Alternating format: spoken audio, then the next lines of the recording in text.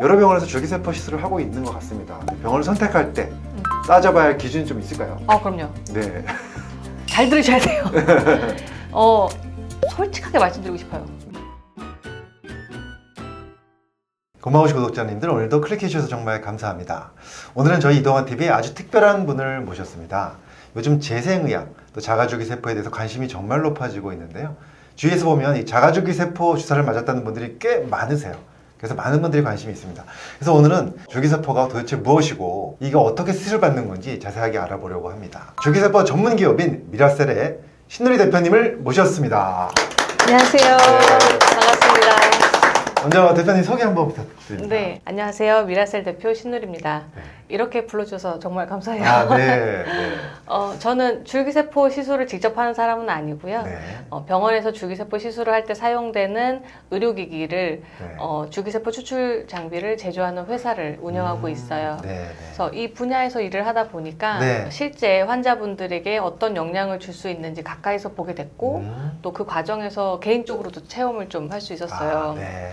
그래서 오늘은 전문가라기보다는 이 기술을 만들어 온 사람 네. 그리고 직접 겪어본 사람의 입장에서 제 경험을 중심으로 솔직하게 말씀드려보고 싶어요. 네. 대표님 지금 말씀하시는 거 보니까 직접 경험을 하셨다고 하셨는데 네, 줄기세포 시술을 받아보셨다는 뜻인 거죠? 그렇죠. 어떤 상황에서 받게 되신 건가요? 제가 한 초등학교 때 네. 수영장에서 귀에 물이 들어간 게 시작이었던 것 같아요. 네. 그래서 네. 그게 만성 진주종성 중이염이라는 종양으로 커졌어요. 그래서 전신마취 수술만 여러 번 했고요. 네. 의학적으로는 치료 종류라는데 제 삶은 그게 아니더라고요. 네. 정상적이지 않았어요. 네. 비행기를 타는 것부터 뭐 음. 화장실에서 힘주는 것까지 조심해야 했거든요. 맞습니다. 이 이비인후과 영역에서도 이 진주종염이라는 것이 굉장히 골치 아픈 질환이잖아요. 맞아요. 치료도 잘 안 되고. 계속 재발하더라고요. 맞습니다. 네. 그래서 이거 굉장히 어렵고 수술도 여러 번 해야 되는 병인데 관리하는 정도밖에 할 수가 없잖아요. 맞아요. 근데 이것을 줄기세포를 경험하면서 이게 좀 좋아졌다는 뜻인가요? 저는 개인적으로 체감이 굉장히 컸어요. 왜냐면 수술을 반복하면서 네. 계속 재발이 되니까 네. 고막을 새로 만들고 거기에 튜브를 껴놓고 공기가 통하게 맞아요. 튜브를 껴놓고 계속 그걸 몇 년을 반복했거든요. 근데 이제 줄기세포를 1월 달에 맞고 2월에 청력 검사를 다시 했는데 네. 수치가 수술 안 한 쪽 수준까지 올라가는 거예요. 그래서 근데 기뿐만이 아니라 네. 제가 다낭성 난포 증후군이었어요. 아, 네. 그래서 이제 생리는 하는데 무배란 생리를 했던 거죠. 그렇죠. 그래서 조기 폐경 가능성까지 얘기를 듣고 약물 치료를 권유받았었어요. 네. 근데 이제 와서 생각해 보니까 몸 안에 있는 염증이 너무 많아서 네. 기도, 면역도, 호르몬도 다 연결돼서 안 좋았던 것 같아요. 그렇겠죠. 네. 줄기세포를 통해서 이 염증 문제가 정리가 되니 면역 상태나 몸의 밸런스가 다시 정상화되고 네. 그러다 보니까 이제 안 돼도 임신이 3월 달에 되더라고요. 오, 네. 그래서 근데 제가 이걸 가지고 의학적인 인과를 단정하겠다는 건 아니에요. 그쵸. 제 몸의 염증 환경이 안정돼서 네. 몸의 밸런스가 다시 잡혀주니까 가능했다라고 봐요. 대표님 이야기를 듣다 보니까 이게 뭐 단순히 치료 경험이라기보다는 인생 전체에서 굉장히 중요한 맞아요. 경험을 하신 것 같다는 생각이 드는데요. 난임 환자들 요즘에 굉장히 많으시거든요. 맞아요. 예, 난임 환자들 바라보는 시선도 좀 많이 바뀌셨을 것 같아요. 네. 사실 저는 임신이 얼마나 어려운 일인지 아이를 낳고 나서 그게 얼마나 큰 축복인지 겪고 나서 알게 됐어요. 네. 첫째를 낳고 네. 첫째는 수월했거든요. 네. 당연히 뭐 줄기세포 영양이라고 생각하기보다는 네. 그냥 임신이 됐구나라고 음. 생각을 했는데 둘째는 이제 자궁의 임신이 되면서 아이를 잃고 셋째는 또 임신이 안 들어서면서 네. 이게 저를 엄청 무너뜨리더라고요. 아, 네. 그래서 뭔가 내 잘못 같고 그래서 처음으로 저는 난임이라는 게 단순히 임신 여부의 문제가 아니라 네. 사람의 뭔가 마음을 전체 무너뜨릴 수 있는 경험이라는 걸 알게 됐어요. 네, 네.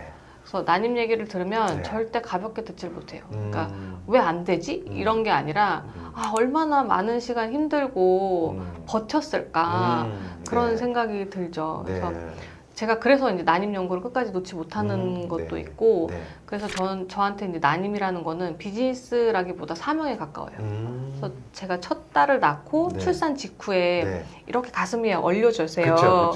네. 근데 이제 아이를 앉자마자 제가 우리 딸도 꼭 자라서 이 자식을 보는 기쁨을 느꼈으면 좋겠다라는 기도가 자연스럽게 나오더라고요. 그래서 네. 이게 단순한 시술이나 시장으로 보지 않아요. 네. 적극적으로 제가 할 수 있는 게 있으면 도와드리고 싶고 네. 제가 할 수 있는 게 뭔지 제자리에서 끊임없이 고민하고 있어요. 아, 그렇군요. 난임 담임 환자분들의 그 마음을 이해하시면서 또 이렇게 말씀해 주셨는데 정말 많은 분들이 궁금해하시는 게 그럼 줄기세포가 도대체 뭐고 네. 그리고 이걸 어떻게 추출하고 어떻게 주사를 하는 건지 이런 거 좀 궁금해하시거든요. 네. 자세하게 좀 설명을 해주시죠. 네. 우리 몸을 한 단계씩 나눠보면 네. 장기, 조직, 거쳐서 결국 세포라는 기본 단위에 도달해요. 그렇죠. 네. 그 중에서 줄기세포는 메인 세포고요. 네. 줄기세포를 사용하는 방법은 크게 두 가지인데 네. 추출한 세포를 외부에서 키우는 배양 방식이 있고 네. 뽑아낸 즉시 필요한 성분만 모으는 분리농축 방식이 있어요. 네. 네. 줄기세포는 주로 뭐 혈액, 골수, 지방에서 채취할 수 있는데요. 네. 네. 혈액유래가 가장 간편해서 음. 항노화, 뭐 피부, 탈모 쪽으로 아, 많이 네. 쓰시고요. 네. 그런데 이제 조혈모 줄기세포 양이 적기 때문에 네. 분리농축 기술이 무엇보다 중요해요. 아, 혈액에서 뽑는 거. 네네. 첫 번째고. 네.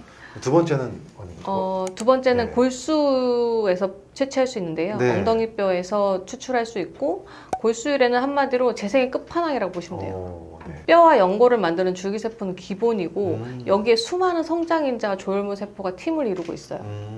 이렇게 성장인자들이 줄기세포를 깨워서 빨리 일해! 막 이런 신호를 보내고 네, 네. 또 조혈모 줄기세포들이 새로운 혈관을 뚫어서 재생에 어. 필요한 영양분을 공급할 수 있는 거죠. 아, 그렇군요. 단순히 망가진 곳을 메우는 수준이 아니라 네. 우리 몸의 재생력을 가장 강력하게 끌어오는 방식이라서 뭐 연골, 뼈, 신경조직처럼 강력하고 정교한 치료가 네. 필요할 때 선택을 받아요. 아, 그렇군요. 네. 마지막에 지방에서 뽑는 건 어떤가요? 네. 지방류래는 줄기세포의 밀도가 압도적으로 많아요. 그래서 꺼진 부위를 채우면서 재생을 돕는 효과까지 가질 수 있어서 네. 성형이나 뭐 피부 재건 분야에서 강력한 효과를 보이고요. 네. 다만 지방률의 중간엽 줄기세포는 네. 서로 뭉치거나 벽에 붙는 성질이 강해요. 아. 그래서 혈관을 타고 전신을 도는 정맥 주사보다는 네. 환부에 직접 주사해서 그 자리에서 딱 붙어서 재생하게 만드는 그런 방식이 훨씬 안전하고 효과적이에요. 아, 그렇군요. 근데 여기서 꼭 기억하실 게 네네. 줄기세포는 절대 혼자 일하지 않는다는 거예요. 아, 그래요? 네. 이 우리 몸이 재생이 되려면 네. 염증을 조절하는 백혈구, 네. 그다음에 줄기세포를 깨우고 자극하는 혈소판, 혈소판. 그다음에 성장을 돕는 인자들이 팀을 이뤄서 네. 움직여줘야 돼요. 네. 그래서 줄기세포를 단독으로 넣는 것보다 네. 이런 조력자 세포들이 최적의 비율로 함께 이식될 때 비로소 제대로 된 재생 효과를 보실 수가 있어요.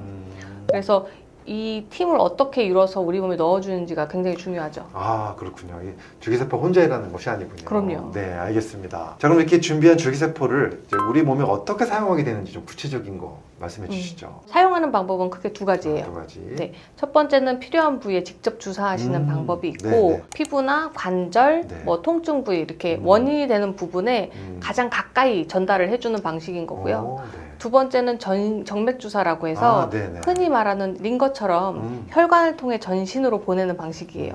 그래서 이렇게 들어간 세포들은 몸 전체를 순환하면서 네. 손상된 부위에서 나오는 신호를 따라서 네. 필요한 곳으로 이동하게 돼요. 아, 근데 안쪽 장기처럼 이제 직접 접촉할 수 없는 그런 네. 부분들은 네. 아직도 임상 연구를 통해서 연구에 나가고 있는 중이고요. 아직도 이제 많은 연구가 필요한 분야네요. 네, 네. 근데 요즘 이제 PRP라 그래서 혈액을 뽑아서 바로 원심 분리해서 다시 놔주는 이런 시술을 많이 하고 있는데 이것도 이제 줄기세포라고 많이 알려져 있거든요. 맞아요.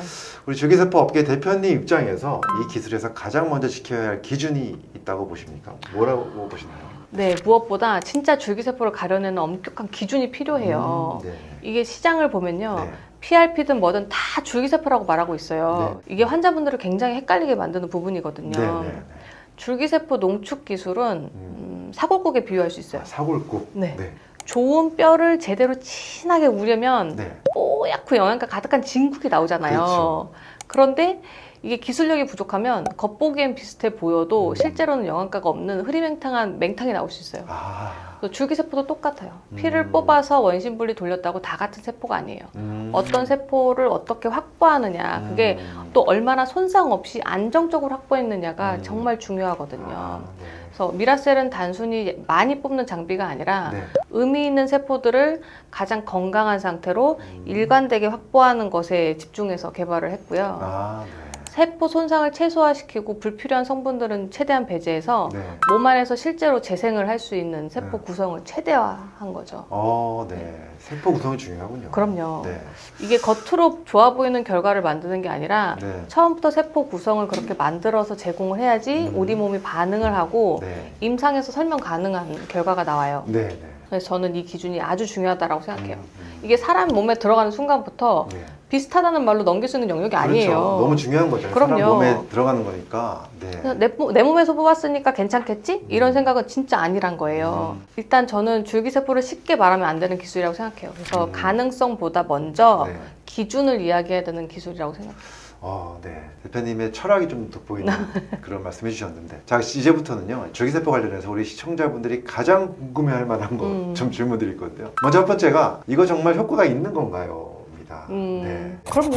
효과가 있죠. 분명히 있어요. 네. 하지만 효과를 보려면 네. 반드시 지켜줘야 할 전제 조건이 있어요. 이게 줄기세포와 백혈구, 혈소판 이렇게 재생에 기여하는 세포들을 네. 아주 밀도 있게 모으는 과정이 반드시 필요해요.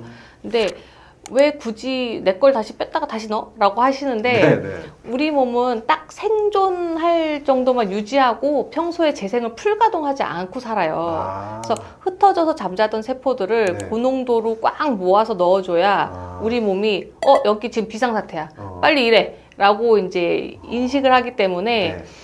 잠자던 회복 시스템을 깨워줘야 돼요. 그래서 이런 것들을 바로 파라크린 효과라고 불러요. 네.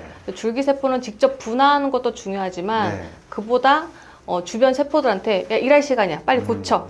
라고 강력한 신호를 보내서 네. 우리 몸이 스스로 고치게 만드는 작용이 반드시 따라줘야 돼요. 네, 그렇군요. 비유를 하면 네. 저희가 운동을 할 때 운동한다고 갑자기 새로운 근육 조직이 막 생겨나지 않잖아요. 그렇죠. 네. 이게 운동으로 인해서 근육에 미세한 손상이 생기면 네. 그 손상이 신호를 보내서 몸에 재생인자들이 몰려와서 근육을 단단하게 만들어주는 맞아요. 거거든요. 맞아요.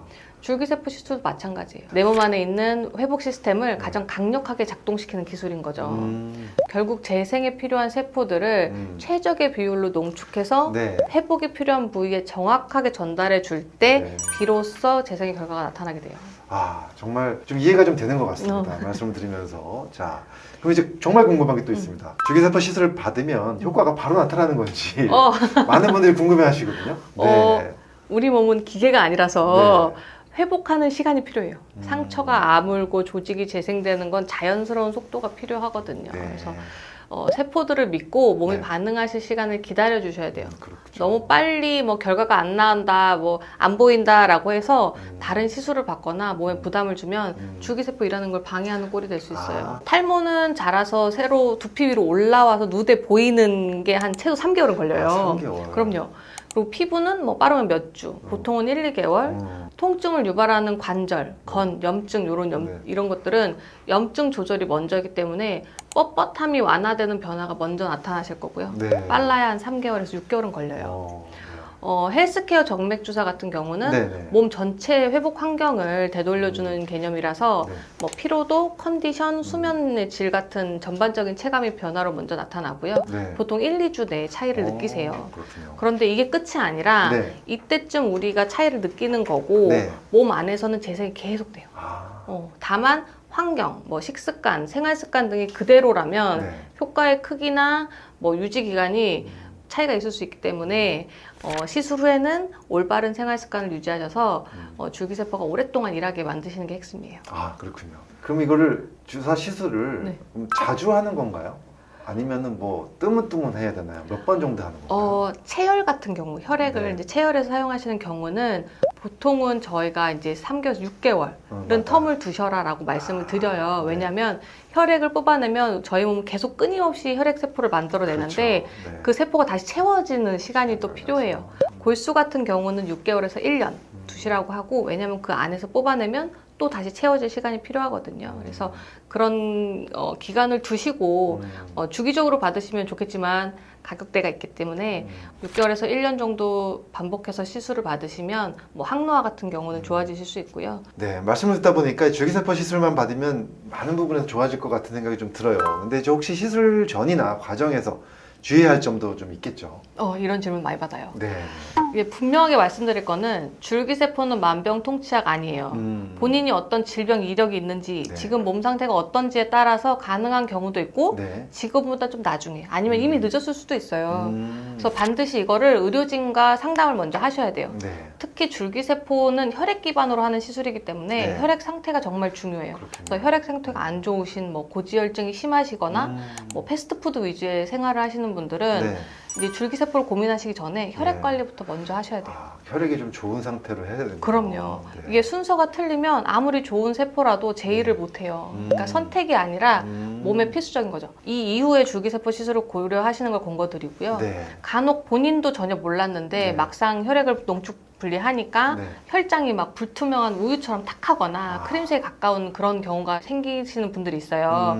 그 고지혈증이 심하거나 네. 혈중에 중성지방이 너무 그렇죠. 많은 상태인 네, 거거든요. 네, 네. 그래서 이럴 때는 줄기세포 아깝다고 무조건 맞으시기보다는 네. 그대로 정맥 주사를 하게 되면 위험할 수 있으니 네. 이 전략을 바꿔서 안전을 위해서 직접 주사하시는 방법으로 돌리시는 게 국소 주사. 네, 네. 하시는 게 훨씬 더 안전하고 효과적인 결과를 얻으실 수 있을 것 같아요. 아, 네, 그렇군요. 여러 병원에서 줄기세포 시술을 하고 있는 것 같습니다. 병원을 선택할 때 따져봐야 할 기준이 좀 있을까요? 그럼요. 네. 잘 들으셔야 돼요. 솔직하게 말씀드리고 싶어요. 네. 병원에 갔는데 네. 의사는 얼굴도 안 보이고 상담실장만 나와서 진단하고 가격을 얘기한다? 네. 그럼 그냥 일어나서 나오셔야 돼요. 아, 네. 그런 공장형 병원들이 좀 있긴 있는 많아요. 네. 근데 이게 줄기세포는 화장품이나 패키지 상품이 아니고 네. 사람의 몸에 들어가는 의료행위예요. 그렇죠. 그러니까 의사가 직접 몸 상태를 보고 진단하고 설명을 해야 되죠. 그래서 그래서 병원을 가진 거잖아요. 그렇죠. 실장님들이 안내를 돕는 건 좋지만 네. 의학적인 판단과 시술 결정만큼 반드시 의사와 직접 대면해서 내리셔야 돼요. 그리고 하나 더 보셔야 될 게 있어요. 네. 내 귀한 세포를 제대로 손상 없이 분리하고 농축할 수 있는 검증된 기술력의 의료기기를 사용하시는지 꼭 확인해 보세요. 아무리 좋은 의사라고 해도 도구가 뒷받침되지 않으면 네. 세포의 질을 보장하기가 어렵거든요. 그래서 줄기세포는 어디서 맞느냐가 무엇을 맞느냐만큼 중요해요. 네. 네, 오늘 우리 신누리 대표님 말씀 드리면서 줄기세포에 대해서 좀 자세하게 알아봤고요. 많은 분들한테 큰 궁금증들이 해결됐을 것 같습니다. 너무 감사드리고 줄기세포라는 기술보다도 이 기술에 대한 대표님의 기준과 태도가 더 기억에 남을 것 같습니다. 오늘 너무 수고 많으셨고요. 오늘 여기까지 하겠습니다. 네, 감사합니다. 감사합니다.